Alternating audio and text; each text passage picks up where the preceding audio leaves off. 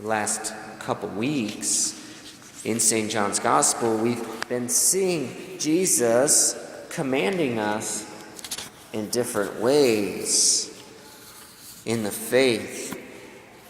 Love as I have loved.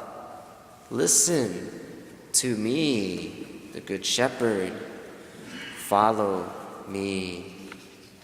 Today, Christ tells us to keep my word if you love me. Together, these and the many other commandments that Christ gives to us throughout all of the Gospels can seem overwhelming, can seem daunting.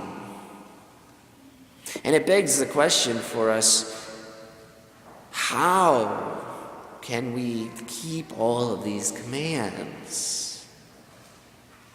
How? This is the struggle in the New Testament, in the Acts of the Apostles. The question being settled today is, do we keep the commands of the Old Testament, or do we keep the commands of Christ, or do we do both? What is it?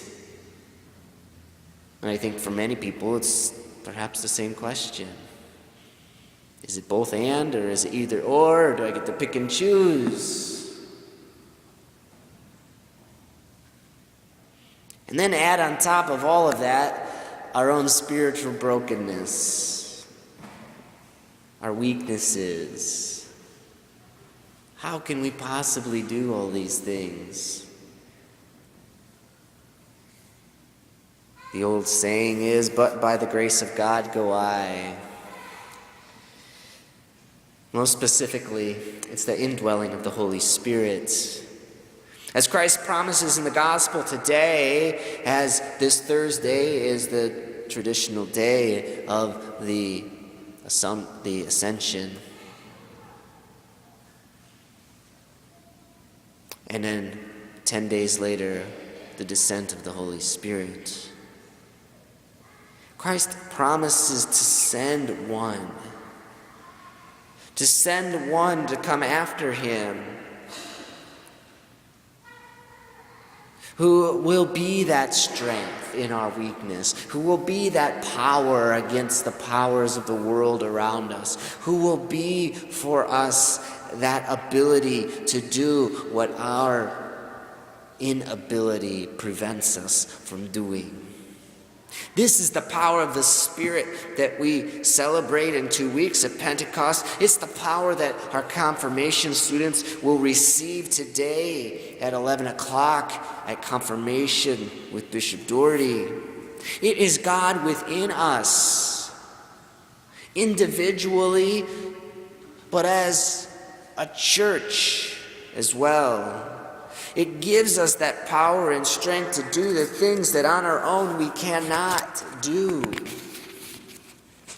No amount of willing, no amount of confidence can enable us to be able to do. Jesus says, "Do not let your hearts be troubled or afraid." For again, looking at the commandments, trusting in God can be daunting, can be scary. So he promises to send the Consoler, the Paraclete in Greek, the Helper, the Advocate we hear today. The one to come and help us. Many people are attracted by the Holy Spirit. Sometimes to the detriment to the other two persons of the Holy Trinity, and rely so much on the Holy Spirit that they neglect or minimize the role of the Father and the Son in their life. And it's, in some respects, I guess, natural, because that's the role of the Holy Spirit. He is the Consoler. He is the Advocate. That's his purpose, is to be there with us, in us, leading us, guiding us, strengthening us. It doesn't mean the Father and the Son are absent. The Trinity can't work separate from each other. The three persons of the one God never It isn't as if the Father is over here and the Son is over here and the Holy Spirit's over there and they don't know what they're doing. But it is the specific mission of that specific third person of the Holy Trinity to be for us our strength, to be for us that power when we need it the most. So it begs the other question then, how does this happen? How does the Holy Spirit give us this power? How does the Holy Spirit work on our life to be able to overcome our weakness, overcome the power of temptation, overcome the evil of sin and death? Look death in the face, look the devil in the face, and to be able to triumph and to become the saint that God created us to be. Well, I would hope today, if you found a confirmation student, the 11 o'clock Mass, they would be able to tell you it's the 7 gifts of the Holy Spirit. Wisdom, knowledge, understanding, counsel, piety, fortitude, and fear of the Lord. You probably learned them as a child, I hope, at some point in your catechetical formation.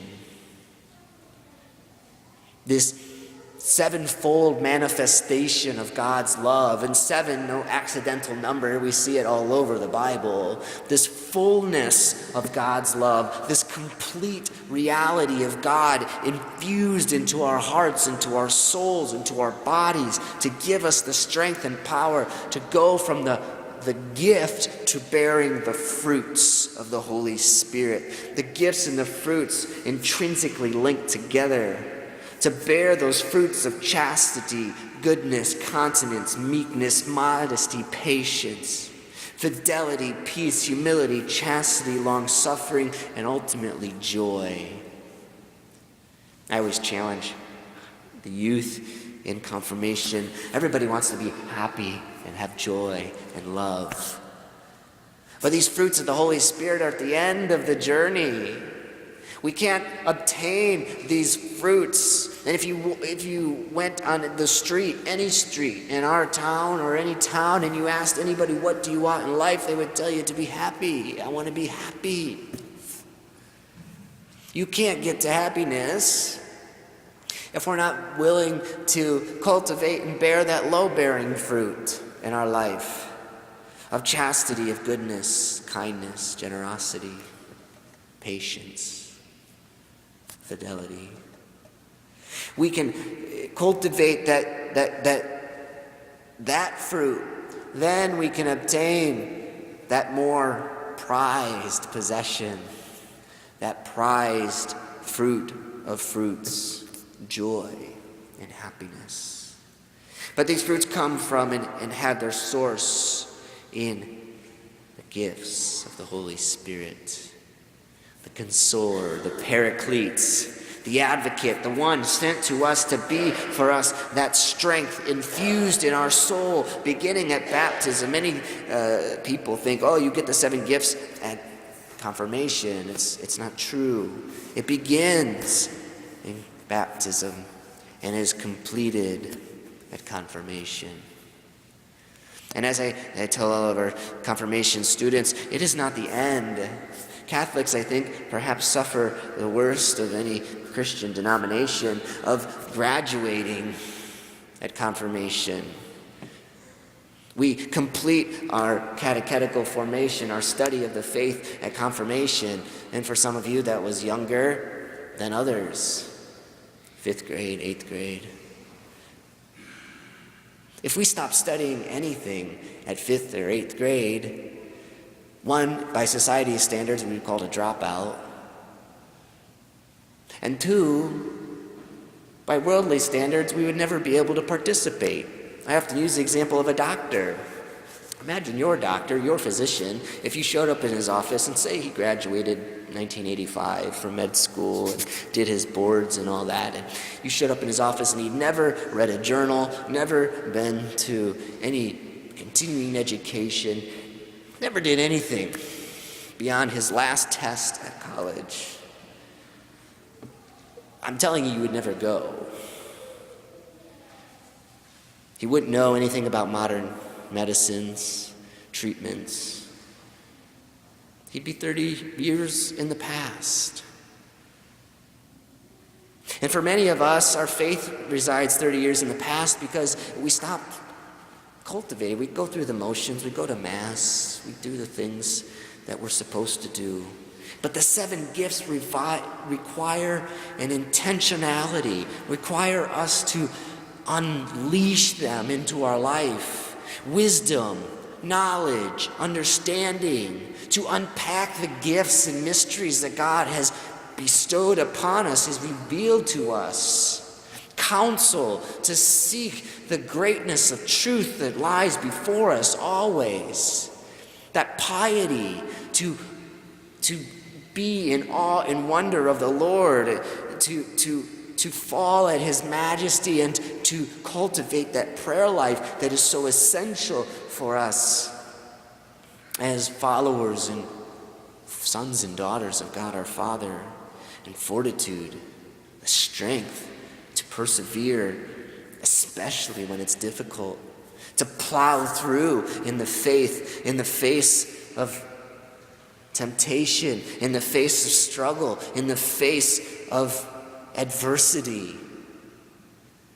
all with this great fear of the Lord, this awe and reverence, this holy and divine relationship with God, looking upon Him as an infant, as a toddler looks upon their parents, with a great love and respect and a willingness to love and to serve. The gifts are there, not only within us, but within the whole church.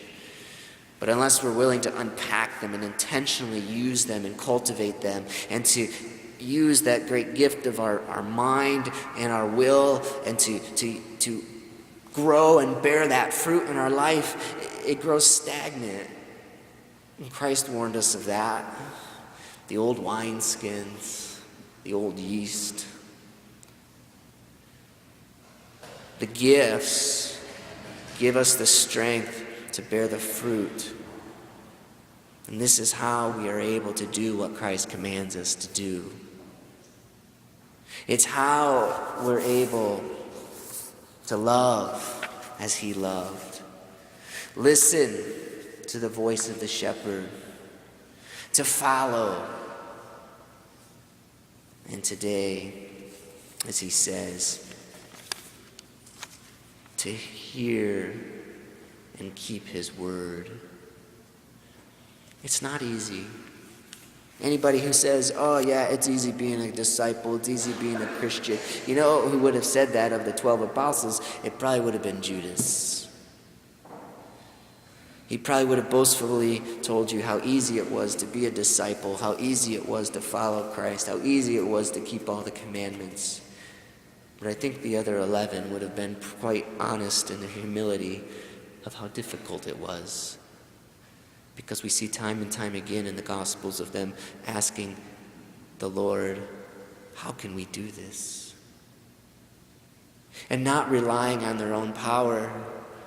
John chapter 6, everybody goes away after Christ proclaims the Eucharist. This bread is my flesh, the flesh which is true food. Whoever eats my flesh will live forever. Whoever drinks my blood will never die. The saying so hard for so many to accept that they turned and left standing was Peter and the few. And Peter's great response to the Lord is, to whom else shall we go? When the Lord calls us, our obedience, our trust in Him has to be complete. And His gift to us is complete. It's Himself. It's the third person of the Holy Trinity. And He gives us all the power necessary to be able to do what He's asked us to do, which is to follow, which is to become a saint forever in heaven. If we are willing to unpack and to use those gifts and to radiate them in our life, to be the lampstand, as we see in the book of Revelation today, like the Lamb in the heavenly kingdom is the light for all the nations, for all the world, that we too can be that light in our world today, to radiate the gifts and the power of God in our lives. We do it by means of that gift of the Holy Spirit that has been given to us. It's the same gift handed through the generations and begun on that day of Pentecost as Christ promised. The day we await in 2 weeks from today, the day that is lived every day in the life of the church. So how do we get to be holy? How do we do what Christ commanded us? It's using that power of the Holy Spirit, unpacking the power of God's love in our life. And when we do, everything changes. Not only now, but most importantly, for all eternity to come.